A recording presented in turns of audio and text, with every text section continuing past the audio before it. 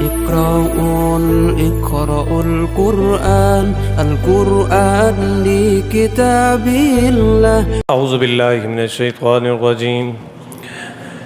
بسم الله الرحمن الرحيم. نون والقلم وما يسطرون. ما أنت بنعمة ربك بمجنون.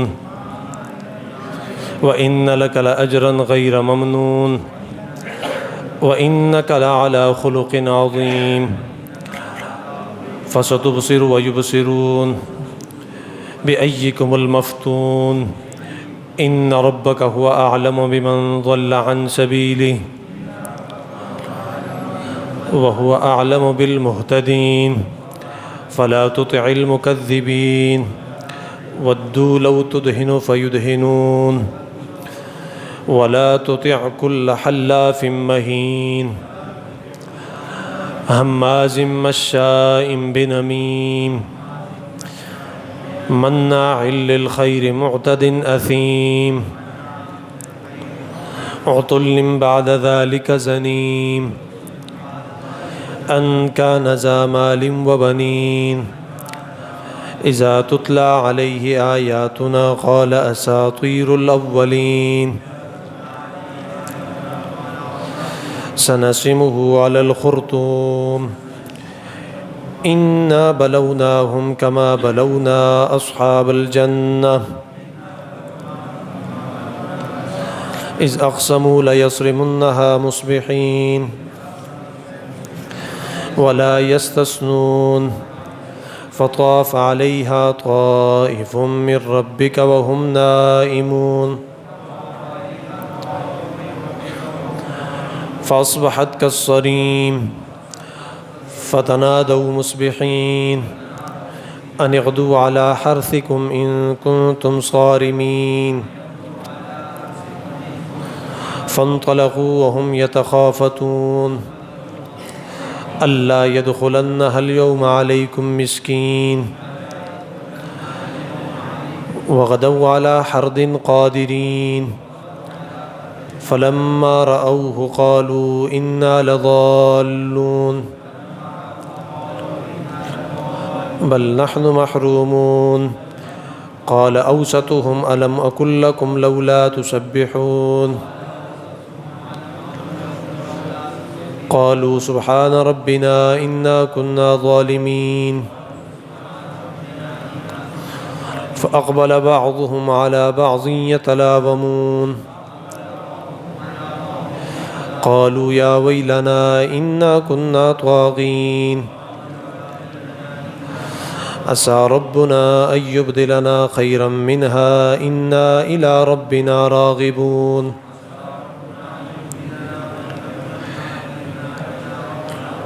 كذلك العذاب ولعذاب الآخرة أكبر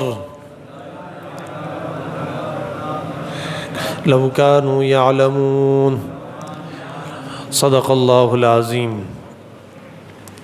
یہ سورہ نون ہے اور اس کا نام سورہ قلم بھی ہے اور اس کے علاوہ بھی اس کے بہت سارے نام ہیں اور یہ مکی صورت ہے اور اس صورت میں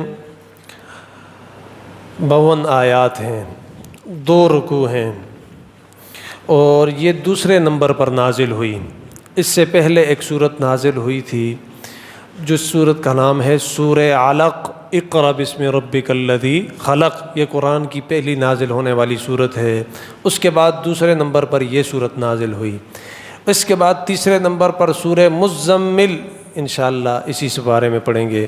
چوتھے نمبر پر نازل ہونے والی صورت کا نام تھا سورہ مدثر اور 5ویں نمبر پر سورہ فاتحہ نازل ہوئی. تو خیر دوسرے نمبر پر یہ صورت نازل ہوئی اور اس کے اندر 52 آیات ہیں، 2 رکوع ہیں. پچھلی صورت جس کو سورہ ملک کہتے ہیں، سورہ ملک میں جو موضوع تھا وہ یہ تھا کہ اللہ کی وحدانیت، اللہ کی توحید، اللہ کی خلاقیت، وہ کتنا بڑا مالک ہے، خالق ہے، وہ کیسا وحدہ لا شریک ہے، اس کے نمونے وہ آپ وہاں پر پڑھ چکے ہیں اور اس کے جتنے فضائل تھے وہ بھی وہاں پر آپ نے پڑھ لیے. اور اس صورت کا جو موضوع ہے وہ ہے رسول اللہ صلی اللہ علیہ وسلم کی رسالت، کہ آپ صلی اللہ علیہ وسلم اس بڑے رب کے بڑے رسول ہیں۔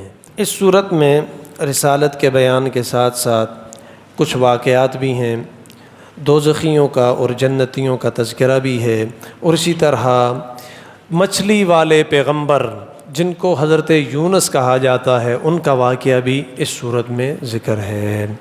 اللہ فرماتے ہیں نون، یہ نون وہی نون ہے کہ جس طرح الف لام میم ہے، حروف مقطعات میں سے ہے۔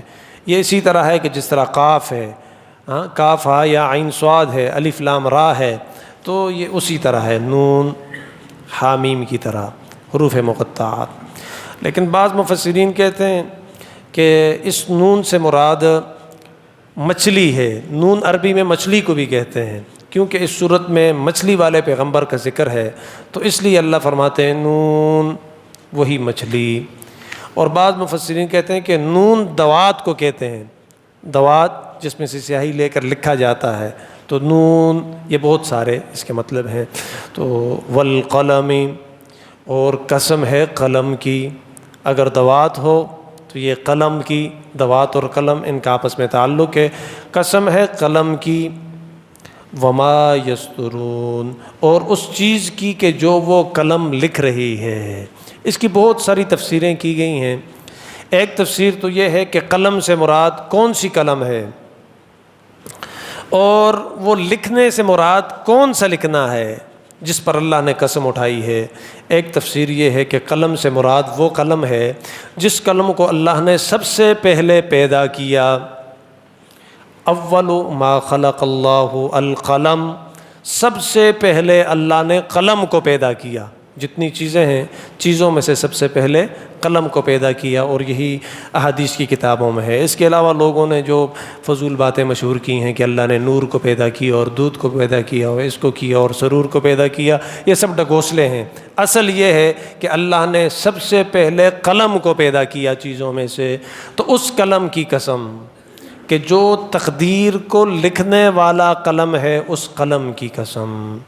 وما یسترون، اور ان فیصلوں کی قسم کہ جو تقدیر میں لکھتے ہیں، جو تقدیر لکھے جاتے ہیں، تقدیر میں لکھے ہوتے ہیں فیصلے کہ فلاں کے ساتھ یہ ہوگا اور فلاں کے ساتھ یہ ہوگا۔ ایک تفسیر تو اس کی یہ ہے۔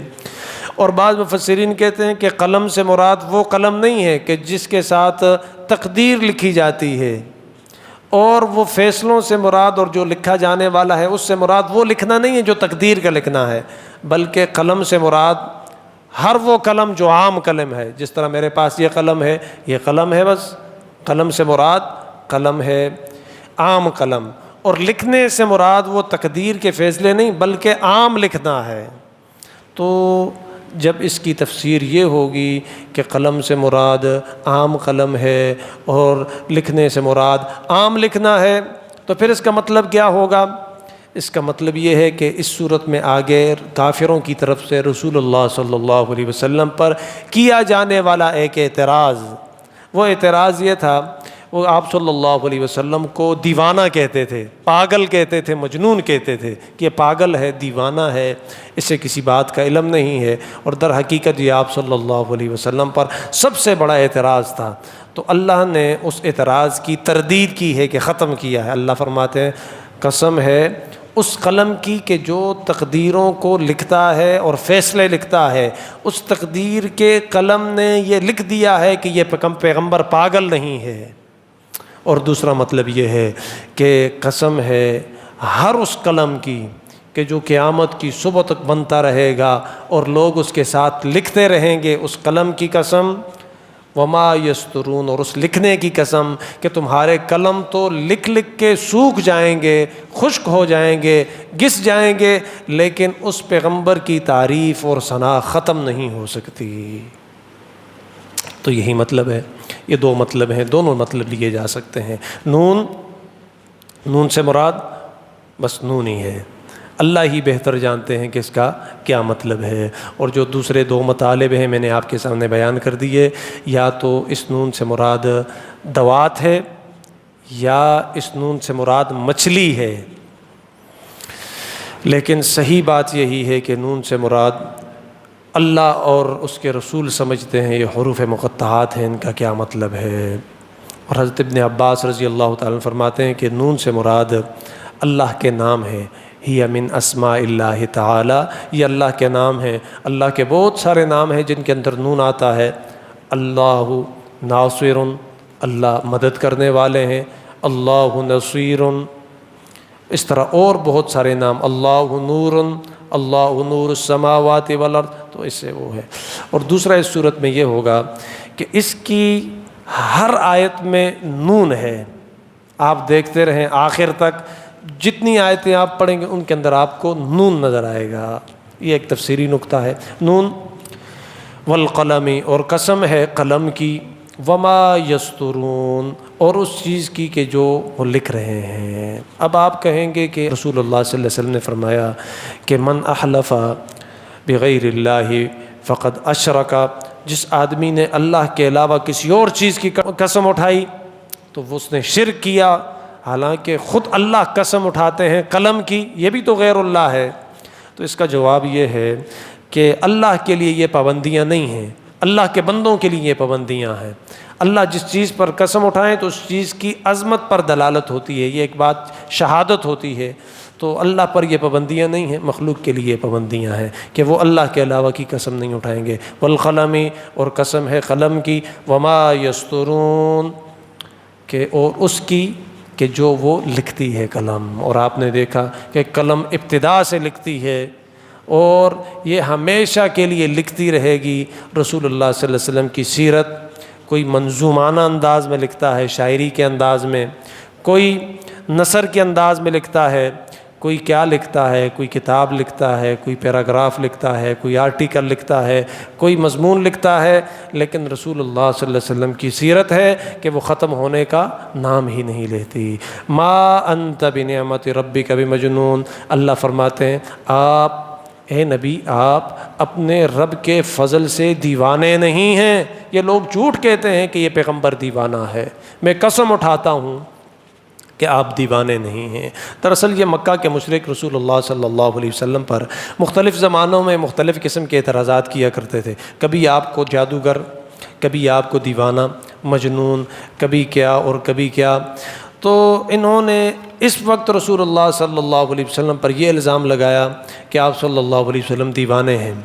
اور عربوں کے ہاں ایک مشہور آدمی تھا، ایک ڈاکٹر سمجھ لیں کہ جو دیوانوں کا علاج کیا کرتا تھا اپنے دم کے ذریعے سے، جن کا نام ضماد ہے۔ یہ بعد میں رضی اللہ تعالیٰ عنہ ہو گئے صحابی۔ یہ مکہ کے مشرک ان کے پاس گئے اور جا کر کہنے لگے کہ ہمارے محلے میں ایک لڑکا ہے، یتیم ہے، اور یہ سرداروں کے ہاں پیدا ہوا ہے، لیکن اس کے دماغ کے اندر کوئی فطور ہے، دیوانوں والی باتیں کرتا ہے کہ اللہ کے علاوہ کوئی اور نہیں ہے کہ جس کی عبادت کی جائے، اللہ کی عبادت کرو۔ تو رسول اللہ صلی اللہ علیہ وسلم کے بارے میں یہ ساری باتیں اسے سمجھائی۔ تو ضماد ویسے فیس بڑی لیتا تھا، لیکن جب اس نے یہ سنا کہ یہ کعبہ کے متولی، کعبہ کی حفاظت کرنے والے ان لوگوں کا بیٹا ہے اور یتیم بھی ہے، تو وہ وہاں سے خود چل کے آیا کہ یہ تو میرے لیے سعادت کی بات ہے کہ بڑے لوگوں کا بچہ ہے، اگر میرے دم سے ٹھیک ہوتا ہے تو اس میں کوئی ایسی بات نہیں، میں خود چلا جاؤں گا۔ وہ آیا رسول اللہ صلی اللہ علیہ وسلم کے پاس، کہنے لگا کہ آپ ہیں محمد؟ رسول اللہ صلی اللہ علیہ وسلم نے فرمایا ہاں میں ہوں۔ عبداللہ کے بیٹے ہو؟ ہاں میں ہوں۔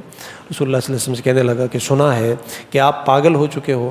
رسول اللہ صلی اللہ علیہ وسلم نے فرمایا کہ میں تو پاگل نہیں ہوا۔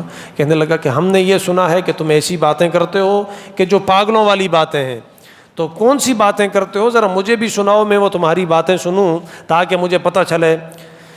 روایات میں آتا ہے، حدیث کی کتابوں میں ہے، رسول اللہ صلی اللہ علیہ وسلم کھڑے ہوئے، حضرت نے خطبہ پڑھا، وہی خطبہ کہ جو آپ ہر جمعے کو سنتے ہیں، اور ہر خطاب سے پہلے جو خطیب خطبہ پڑھتا ہے، الحمدللہ نحمدہ ونستعینہ ونستغفرہ ونؤمن بہ ونتوکل، یہ پورا خطبہ۔ اعوذ باللہ من الشیطان الرجیم، بسم اللہ الرحمن الرحیم، والسماء والطارق وما ادراک ما الطارق۔ یہ سورہ طارق آپ صلی اللہ علیہ وسلم نے پڑھی، سورہ طارق پوری کی پوری۔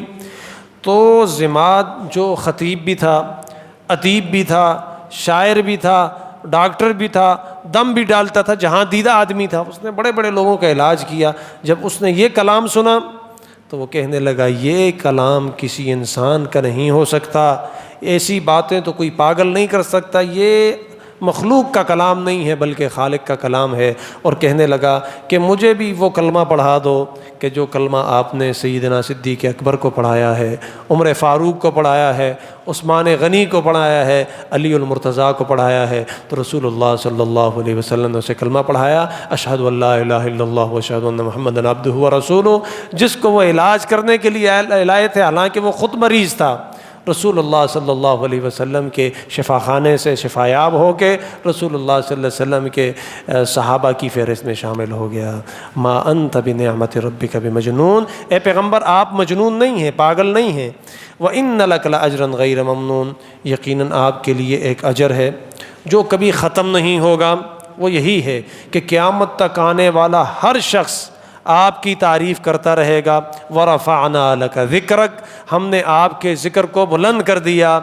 لوگوں کی زبانیں تھک جائیں گی لیکن آپ کی شان اور آپ کی عظمت، آپ کا مقام یہ ختم نہیں ہوگا۔ تو ہر زمانے میں رسول اللہ صلی اللہ علیہ وسلم کے بارے میں بہت کچھ کہا گیا ہے۔ وہ ایک شاعر ہے، کہتا ہے کہ لکھوں اگر حضور کے احسان کم سے کم، آپ صلی اللہ علیہ وسلم کتنے بڑے محسن ہیں، لکھوں اگر حضور کے احسان کم سے کم تو سطح زمین، یہ ساری زمین، سطح زمین بنے میرا دیوان کم سے کم۔ کاپی ہوتی ہے نا لکھنے کے لیے، تو کہتے ہیں کاپی میں یہ نہیں آئے گا، یہ زمین ساری اس کو رجسٹرڈ بنا دو، کاپی بنا دو، پھر میں لکھوں کم سے کم اتنی زمین جتنے کاغذ تو ہونے چاہیے، سطح زمیں بنے میرا دیوان کم سے کم۔ تو اب لکھنے کے لیے کسی سیاہی کی ضرورت ہے، کہتا ہے، اور قلم کی ضرورت ہے، تو کہتا ہے دریا، درخت کلمے بن جائیں اور دریا سیاہی بن جائے، دریا درخت سب ہوں قلم دان کم سے کم، تب جا کے لکھا جائے گا عنوان کم سے کم۔ پھر بھی آپ کی تعریف مکمل نہیں ہوگی بلکہ صرف عنوان لکھا جائے گا آپ کی تعریف کا۔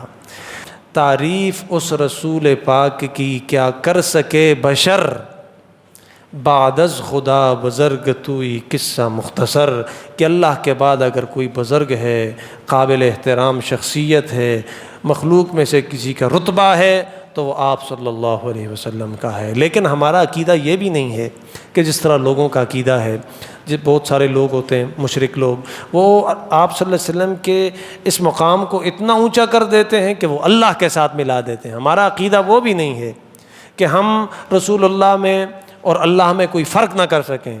ہم کہتے ہیں کہ اللہ اللہ ہے، رسول اللہ ہے، اللہ خالق ہے، رسول اللہ مخلوق ہیں، اللہ معبود ہے اور رسول اللہ صلی اللہ علیہ وسلم عبد ہے، تو ہم ان دونوں میں فرق کرتے ہیں۔ ما انت بنعمت ربک بمجنون، اے پیغمبر آپ اپنے رب کے فضل سے کوئی مجنون نہیں ہے۔ وَإِنَّ لَكَ لَأَجْرًا غَيْرَ مَمْنُونٍ، اور آپ کے لیے اتنا اجر ہے کہ جو ختم نہیں ہوگا، ہمیشہ کے لیے آپ کی تعریفیں ہوں گی۔ وَإِنَّكَ لَعَلَىٰ خُلُقٍ عَظِيمٍ، اور یقیناً آپ اخلاق کے اعلیٰ درجے پر فائز ہیں، آپ کے اخلاق بہت کریمانہ ہیں۔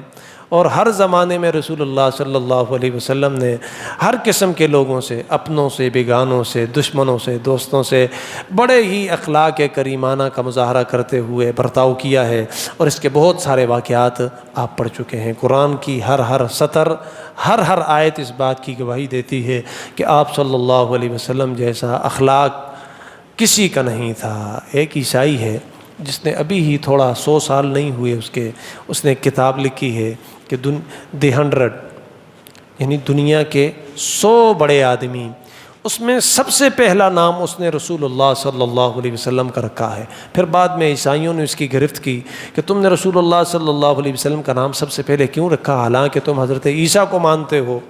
تو وہ کہنے لگا کہ میں نے اپنی کتاب کا معیار یہ بنایا تھا کہ کس کی دعوت پہ کتنے لوگ زیادہ متاثر ہوئے ہیں، تو مجھے ساری جگہوں پہ یہی نظر آتا ہے کہ رسول اللہ صلی اللہ علیہ وسلم کی دعوت سے مختصر وقت میں بہت سارے لوگ متاثر ہوئے ہیں، اور اس کے پیچھے جو فلسفہ تھا وہ آپ کے اخلاق کریمانہ تھے۔ تو اس لیے کہتے ہیں نا، جب فتح مکہ ہوا اس سے پہلے رسول اللہ صلی اللہ علیہ وسلم اپنے بارے میں کہتے تھے انا نبی الملحمہ، میں جنگجو نبی ہوں، میں لڑائی کرنے والا ہوں۔ لیکن جیسے مکہ فتح ہو گیا پھر رسول اللہ صلی اللہ علیہ وسلم نے یہ نہیں کہا کہ میں انا نبی الملحمہ، پھر آپ فرمایا کرتے تھے انا نبی المرحمہ، میں تو مہربانیاں کرنے والا نبی ہوں، شفقت کرنے والا نبی ہوں۔ اس کو کہتے ہیں اخلاق۔ ہم تو اخلاق وہاں پہ استعمال کرتے ہیں جہاں پر ہماری طاقت اور ہمارا بس نہ پہنچتا ہو، اور جہاں ہم سے کوئی بڑا آدمی ہو، پھر وہاں چھوٹا آدمی ہو، کمزور آدمی ہو، تو وہاں ہمارے اخلاق وغیرہ پھر کام نہیں دیتے۔ تو یہ تھے رسول اللہ کے اخلاق۔ جب حکومت، اقتدار، سلطنت سب کچھ ہاتھ میں آیا، پھر کہنے لگے انا نبی المرحمہ، میں تو مہربانیاں کرنے والا نبی ہوں۔ اور اس سے پہلے جب حکومت نہیں تھی، وہاں مدینے میں رہتے تھے، رسول اللہ کہتے تھے انا نبی المرحمہ وانک لعلی خلق عظیم، اور آپ اخلاق کے اعلیٰ درجے پر فائز ہیں، آپ سے بڑا اخلاق کسی کا نہیں ہے۔ اس لیے رسول اللہ صلی اللہ علیہ وسلم کے سامنے ایک عورت کا تذکرہ کیا گیا کہ حضرت ایک عورت ہے، بڑی با اخلاق ہے اور اعمال میں بڑی کمزور ہے، نماز، روزہ، زکوٰۃ، حج، تلاوت، عطیات، صدقات، خیرات، ان میں بڑی کمزور ہے۔ انسان ہے، کوتاہیاں ہوتی ہیں، غلطیاں ہوتی ہیں، لیکن اخلاق بڑے اچھے ہیں۔ رسول اللہ صلی اللہ علیہ وسلم نے فرمایا یہ عورت جنتی ہے۔ پھر فرمایا گیا کہ حضرت ایک دوسری عورت ہے، نماز کی، روزے کی، صوم و صلات کی، عطیات کی، خیرات کی، نوافل کی، ذکر و اذکار کی بڑی پابند ہے، لیکن اخلاق بڑے بیکار ہیں۔ رسول اللہ صلی اللہ علیہ وسلم نے فرمایا کہ یہ جہنمی ہے۔ تو اس لیے اخلاق کا ہونا، یہ اچھے اخلاق کا ہونا، یہ اچھے مسلمان کی اور کامل مسلمان کی نشانی ہے، اور رسول اللہ صلی اللہ علیہ وسلم کی عظیم سنت ہے۔ فَسَتُبْصِرُ وَيُبْصِرُونَ، اللہ فرماتے ہیں اے پیغمبر آپ بھی دیکھ لیں اور یہ لوگ بھی دیکھ لیں کہ فتح کس کی ہوتی ہے۔ یہ پیغمبر کہ جس کے اخلاق کریمانہ ہیں، ایک دن آئے گا کہ پورے عربستان پہ اس کی حکومت کے جھنڈے لہرانے لگیں گے۔ ایسے ہی ہوا سن 8-9 ہجری میں تقریباً پورا عرب من حیث القوم یہ آپ صلی اللہ علیہ وسلم کے جھنڈے کے نیچے آ گیا تھا۔ بِأَيِّكُمُ الْمَفْتُونَ، پھر پتہ چلے گا کہ کون ہے مجنون اور دیوانہ۔ تم تو اس کو دیوانہ کہتے ہو، اب پتہ چلے گا کہ دیوانہ کون ہے۔ کسی دیوانے کے ہاتھ پہ لوگ اس طرح مسلمان ہوتے ہیں۔ ان ربک هو اعلم بمن ضل عن سبیلی، اللہ فرماتے ہیں یقیناً آپ کا رب اسے خوب جانتا ہے، بمن ضل عن سبیلی، کہ کون اس کے رستے سے گمراہ ہو چکا ہے۔ یہ تو آپ کو گمراہ کہتے ہیں، حالانکہ اللہ کو پتہ ہے کہ گمراہ کون ہے۔ وَهُوَ أَعْلَمُ بِالْمُهْتَدِينَ، اور اللہ اس بات کو بھی خوب جانتا ہے کہ کون صحیح رستے پر ہے۔ تمہیں زیادہ تشریحات کرنے کی ضرورت نہیں ہے۔ فَلَا تُطِعِ الْمُكَذِّبِينَ، لہذا اے پیغمبر آپ ان کی باتوں پر مت آنا۔ المکذبین، جو آپ کو جھٹلاتے ہیں۔ دراصل یہ مختلف قسم سے آپ صلی اللہ علیہ وسلم کے بارے میں پروپیگنڈے کرتے تھے، اور اس میں پیش جو لوگ تھے، تفاسیر میں لکھا ہے ایک شخص تھا جس کا نام تھا اخنس بن شریک، اور بعض تفاسیر میں لکھا ہے کہ ولید بن مغیرہ، یہ بھی بڑا سردار تھا، بڑا مالدار تھا۔ اس نے رسول اللہ صلی اللہ علیہ وسلم کے خلاف یہ پروپیگنڈا کیا کہ حضرت سے آپ کے کردار پر وار کی، تو اللہ نے اس کو جواب دیا ہے فَلَا تُطِعِ الْمُكَذِّبِينَ، لہذا پیغمبر آپ کی ان کی باتوں پہ نہ جانا، اپنا کام کرنا، دعوت دینے رہنا۔ المکذبین، جھٹلانے والوں کی باتوں پہ آپ نہ جانا جو آپ کو جھٹلاتے ہیں۔ وَدُّوا لَوْ تُدْهِنُ فَيُدْهِنُونَ، یہ چاہتے ہیں کہ آپ ذرا اپنے کام میں ڈھیلے پڑ جائیں، آپ ان کے بتوں کی نفی نہ کریں، غیر اللہ کی نفی نہ کریں، یہ چاہتے ہیں۔ فَيُدْهِنُونَ، تو یہ بھی ذرا ڈھیلے ہو جائیں گے، آپ کو ستائیں گے نہیں، لیکن آپ نے ان کی تکلیفوں کی پرواہ نہیں کرنی بلکہ مسلسل دعوت دینی ہے۔ وَلَا تُطِعْ كُلَّ حَلَّافٍ مَّهِينٍ، اللہ فرماتے ہیں اور آپ کسی بھی ایسے شخص کی باتوں میں نہ آنا، حلافن، جو بہت زیادہ قسمیں کھانے والا ہے، مہین، اور بے قدرہ آدمی ہے۔ دراصل یہ جو ولید بن مغیرہ تھا، یہ رسول اللہ صلی اللہ علیہ وسلم کو بڑا ستاتا تھا، آپ پر بہت زیادہ الزام لگائے اس بدماش نے۔ دراصل اس کے پاس تھا مال، تو یہ مال کا جو کیڑا تھا ایسے وہ ڈھستا تھا، تو پھر یہ اسلام کے خلاف بھونکتا تھا۔ رسول اللہ صلی اللہ علیہ وسلم کی کردار کشی کرنا، آپ صلی اللہ علیہ وسلم کے بارے میں طرح طرح کی باتیں کرنا۔ تو یہ سب کچھ مال کی وجہ سے کرتا تھا، اور اس کی بیٹیاں بھی تھیں۔ تفاسیر میں لکھا ہے کہ اس کے صرف 13 بیٹے تھے ایک بیوی سے، اور اس کی بیٹیاں وہ بھی 10 سے زائد تفاسیر میں لکھی ہیں، اور اس کی بیٹیوں کا وہاں پر راج تھا، اور خوبصورتی میں، نام میں اور کام میں اس کی عورتیں لڑکیاں بڑی مشہور تھی۔ رسول اللہ کے پاس آیا، کہنے لگا سمجھوتا کرتے ہیں، تم ہمارے بتوں کو کچھ نہ کہو، مال و دولت اتنی دوں گا کہ تمہاری 7 پشتیں کھائیں گی، اور جس بیٹی کی طرف اشارہ کرو گے اسی کو تمہارے نکاح میں دے دوں گا، لیکن ایسا نہ کہو۔ رسول اللہ صلی اللہ علیہ وسلم نے فرمایا کہ میں اللہ کے دین پر سودا کرنے والا نہیں ہوں، میں اللہ کا پیغمبر ہوں۔ تو اس ظالم نے رسول اللہ صلی اللہ علیہ وسلم کے بارے میں پھر پورا ایک پروپیگنڈا کیا، تو اللہ نے بھی پھر اس کی اصلیت ظاہر کر دی۔ دراصل یہ ولید بن مغیرہ یہ 13 سال تک نہیں 18 سال تک، تفاسیر میں لکھا ہے 18 سال تک کوئی مرد اس کو قبول نہیں کرتا تھا کہ یہ میرا بیٹا ہے، پتہ نہیں چلتا تھا کہ یہ کس کا بیٹا ہے۔ اللہ نے وہ بات بھی یہاں پر ذکر کی ہے۔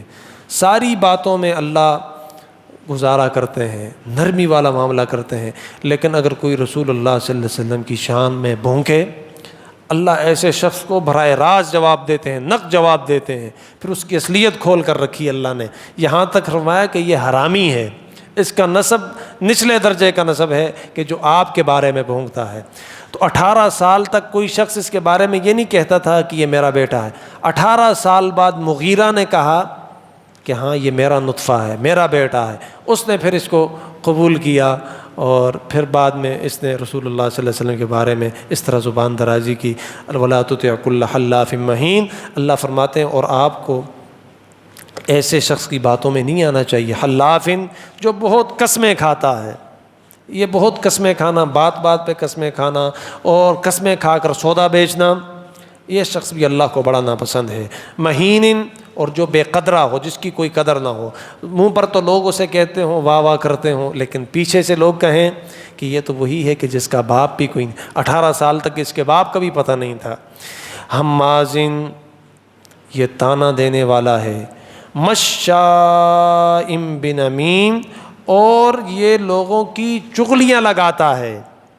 اللہ نے پھر اس کی اصلیت کھولی، حمازن مشاء بنمیم، تانے دینے کا عادی ہے لوگوں کو، اور مشاء بنمیم، اور یہ چغلیاں لگاتا پھرتا ہے، ایک کی بات دوسرے کو اور دوسرے کی بات تیسرے کو۔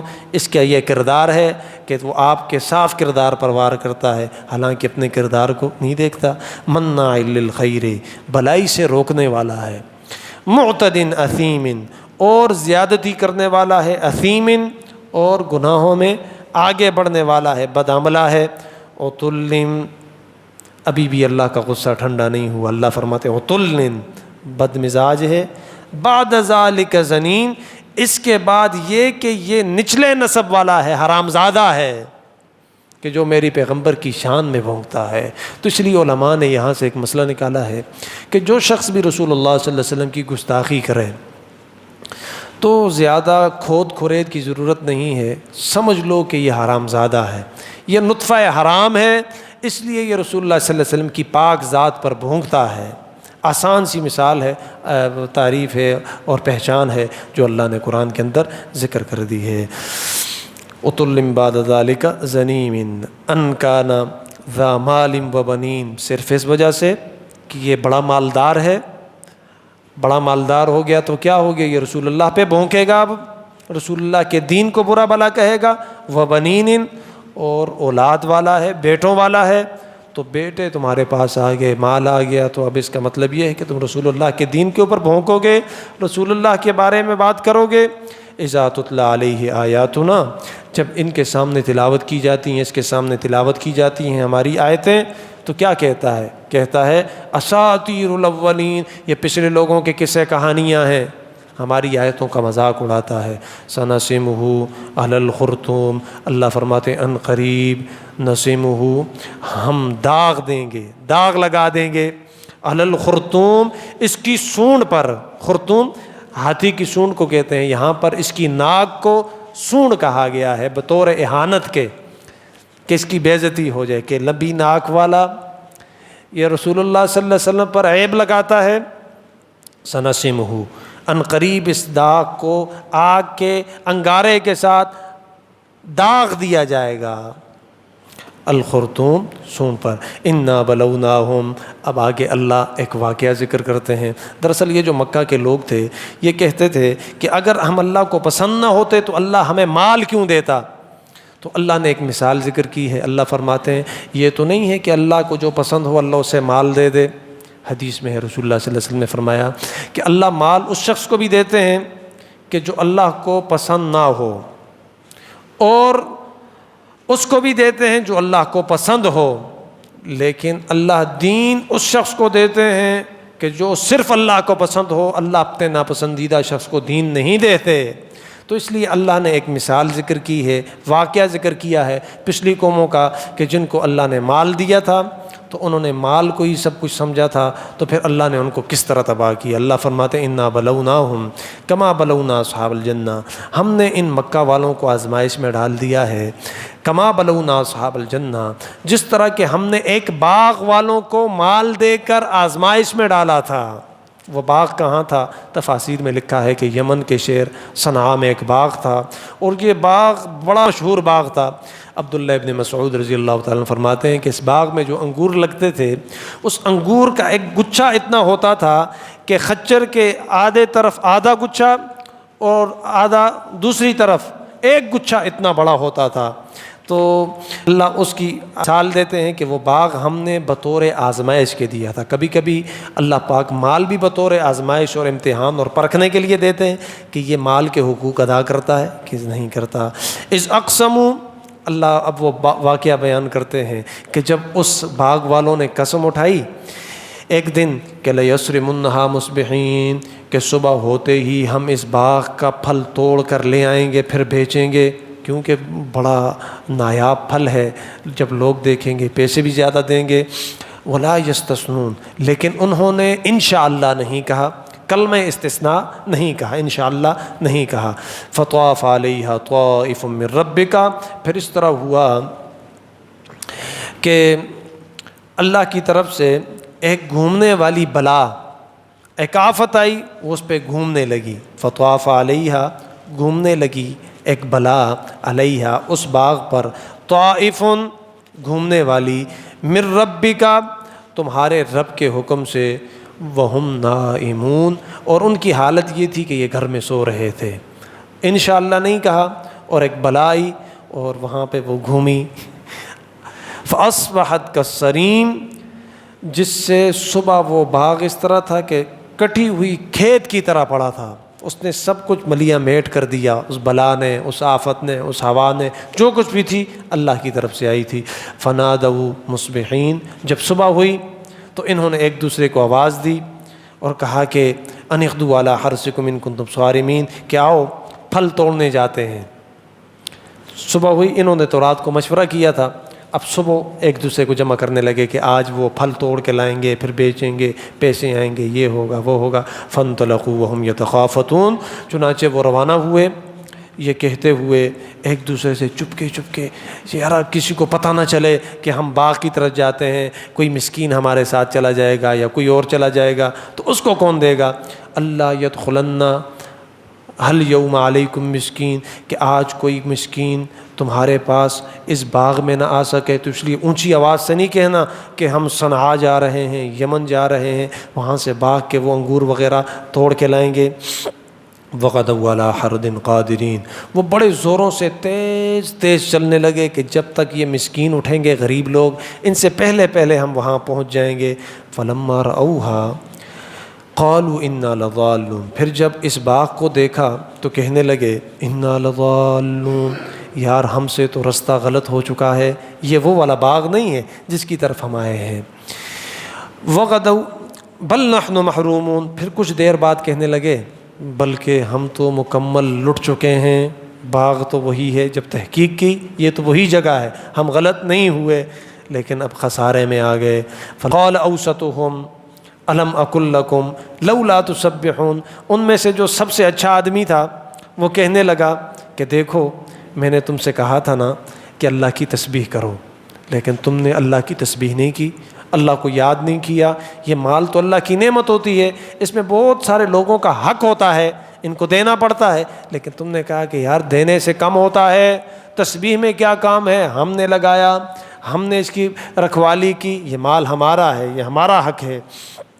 قالوا، تو وہ کہنے لگے سبحان ربنا، ہم اپنے رب کی تسبیح کرتے ہیں، انا کنا ظالمین، ہم ظالم تھے، ہم بڑے ظلم کرنے والے ہیں۔ لیکن اس وقت کی تسبیح کیا کام آئے گی کہ جب آفت سر پہ آ پڑے، آفت آنے سے پہلے آدمی کو اللہ کی تسبیح کرنی چاہیے۔ اس لیے حدیث میں آتا ہے، رسول اللہ صلی اللہ علیہ وسلم نے فرمایا کہ جو شخص خوشی کے موقع پر اللہ کو یاد کرتا ہے، اللہ پاک غم کے موقع پر اس شخص کو نہیں بھولتے، غم کے موقع پر، مصیبت اور آفت کے موقع پر اللہ اس کو یاد کرتے ہیں، اللہ اس کا دوست ہوتا ہے۔ لیکن خوشی کے موقع پر کس کو اللہ یاد رہتا ہے؟ ہمیں تو اللہ تب یاد رہتا ہے کہ جب باپ کی میت سامنے پڑی ہو، پھر ہمیں ختم بھی یاد ہوتا ہے، پھر ہمیں خیرات بھی یاد ہوتی ہے، پھر رشتہ داروں اور اپنے سارے یاد ہوتے ہیں۔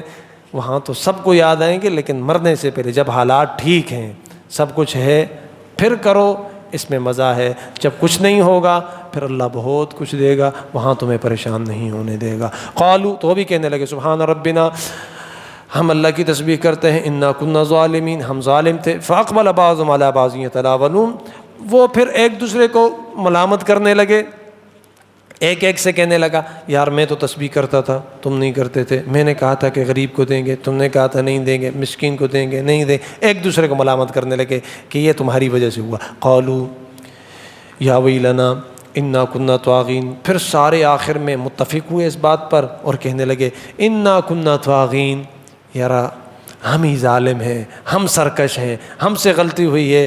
عسیٰ ربنا ان یبدلنا خیرا منہا، ہمارے رب سے کیا بعید ہے، دور تو نہیں ہے رب سے کہ وہ بدل دے اس باغ کو ایک اچھے باغ کے ساتھ، دور تو نہیں ہے۔ انا الی ربنا راغبون، ہم اللہ کی طرف رغبت کرتے ہیں، رجوع کرتے ہیں کہ یا اللہ ہم سے غلطی ہو گئی، کوتاہی ہو گئی۔ لیکن پہلے آدمی بدماشیاں کرتا پھرے، پھر بعد میں معافیاں کرتا پھرے، ایسا نہیں ہوتا۔ معافی اپنے گناہ پر ملتی ہے، کسی دوسرے کو ستایا ہو یہ توبہ سے معاف نہیں ہوتا، یہ اس سے معافی مانگنی پڑے گی، یہ حقوق العباد ہیں۔ یہ نمازیں پڑھنے سے اور حج کرنے سے اور اللہ کے راستے میں نکلنے سے اور مسجد میں بیٹھنے سے اور ذکر و اذکار کرنے سے معاف نہیں ہوں گے۔ حقوق العباد تب معاف ہوں گے کہ جب اللہ کے ان بندوں سے معافی مانگی جائے گی، یہ نمازوں سے معاف نہیں ہوتے۔ فاقبل بعضهم علی بعض عسیٰ ربنا یبدلنا خیرا منہا، ہمارے رب کے لیے کوئی دور نہیں ہے کہ وہ اس باغ کو بدل دے ایک اچھے باغ کے ساتھ، ہم اللہ کی طرف رجوع کرنے والے ہیں۔ اللہ فرماتا ہے کذالک العذاب، اس طرح ہوتا ہے مجھ رب کا عذاب۔ بدماشی نہ کرو، اللہ سے صلح کر دو، دوستی کر دو، سونے سے پہلے اللہ سے معافی مانگ لو۔ جتنے ظلم زیادتیاں کی ہیں اپنے پر، غیروں پر، جس پر بھی کی ہے، یا اللہ ہمیں معاف فرما۔ اب طاقت بھی ہے، قوت بھی ہے، عمر بھی ہے، سب کچھ ہے، اب معافی مانگو، ورنہ کذالک العذاب، اس طرح ہوتا ہے ہمارا عذاب کہ سب کچھ ہوتا ہے، صبح کو اٹھتے ہو کچھ نہیں ہوتا۔ والعذاب الآخرۃ اکبر، اور یہ دنیا کا عذاب تھا، لیکن آخرت کا عذاب اس سے بھی بہت بڑا ہے۔ لو کانوا یعلمون، کاش کہ یہ لوگ جان لیں۔ اللہم ربنا آتنا فی الدنیا حسنہ وفی الآخرۃ حسنۃ وقنا عذاب النار، وصلی اللہ تعالی علیہ وعلی آلہ وصحبہ اجمعین برحمتک یا ارحم الراحمین۔